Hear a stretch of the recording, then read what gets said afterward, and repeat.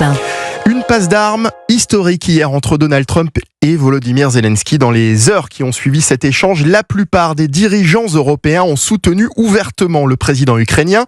Ce dernier vient d'ailleurs de rencontrer le Premier ministre britannique Keir Starmer à Londres, la capitale anglaise où les dirigeants européens se retrouvent pour un sommet demain. Bonsoir Wilfried de Villers. Bonsoir Mickaël, bonsoir à tous. Les Européens entendent bien montrer une image d'unité et de soutien à l'Ukraine. Oui, parce que la séquence d'hier, ce clash entre Donald Trump et Volodymyr Zelensky et surtout la violence diplomatique du président américain a eu l'effet d'un électrochoc en Europe sur la nécessité d'apparaître unis. Et c'est bien ce sur quoi compte Volodymyr Zelensky qui, vous le disiez, s'est d'abord entretenu avec le Premier ministre britannique au 10 Downing Street. Il doit ensuite rencontrer le roi Charles, ça ce sera demain.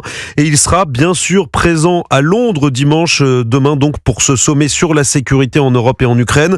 Au cœur des discussions, le soutien militaire et économique des Européens en faveur de Kiev avec cette grande question: combien de temps l'Ukraine peut-elle tenir sans l'aide américaine? C'est dans ce contexte que Donald Trump a une nouvelle fois taclé Volodymyr Zelensky et appelé à un accord rapide avec la Russie.